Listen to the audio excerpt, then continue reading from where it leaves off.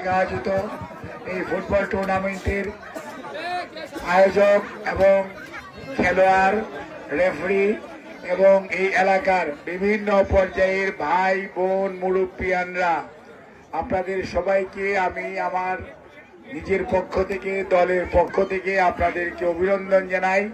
আপনারা এত সুন্দর খেলার আয়োজন করেছেন এবং সর্বোপরি সব ধর্মের মানুষ মিলেমিশে এই যে একটি সাম্প্রদায়িক সম্প্রীতির যে অনন্য উদাহরণ সৃষ্টি করেছেন, সেজন্য বাংলাদেশ জাতীয়তাবাদী দলের পক্ষ থেকে আপনাদেরকে অভিনন্দন, কৃতজ্ঞতা, ধন্যবাদ।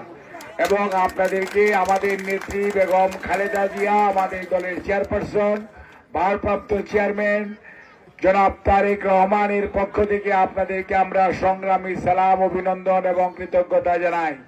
ইনশাআল্লাহ আগামী ফেব্রুয়ারির জাতীয় নির্বাচন হবে।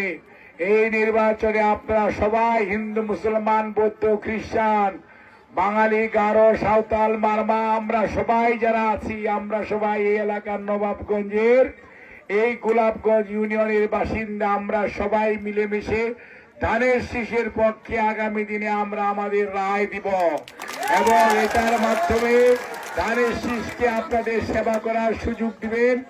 আমরা আপনাদেরকে কথা দিচ্ছি, এই স্পোর্টিং ক্লাব সহ এই এলাকার মা বোনদের এর সহ এবং মুরব্বিয়ানরা যারা আছে, আপনাদের উন্নয়ন, অগ্রগতি, রাস্তাঘাট, স্কুল, কলেজ এবং শিক্ষা এবং চিকিৎসার সুবন্দোবস্ত যেটুকু করা প্রয়োজন, বাংলাদেশ জাতীয়তাবাদী দল সব সময় আপনাদের পাশে থেকে করবে। এবং গোলাপগঞ্জ ইউনিয়ন বিএনপি অঙ্গ সহযোগী সংগঠনকেও ধন্যবাদ জানাই, আয়োজকদেরকে ধন্যবাদ। আর ধারাভাষ্যকার অনেক কষ্ট করে গত 2 দিন যাবৎ দায়িত্ব পালন করছেন এবং রেফারিরা দায়িত্ব পালন করছেন। বিভিন্ন অঞ্চল থেকে আগত খেলোয়াড়রা খেলে আজকে এই খেলাকে এত আকর্ষণীয় করেছেন যে এখানে শত শত মানুষ উপস্থিত হয়েছে আপনাদের সেই খেলা দেখার জন্য।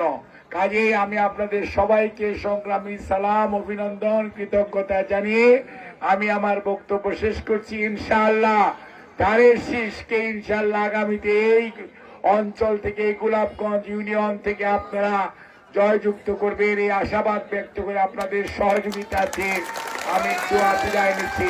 আল্লাহ।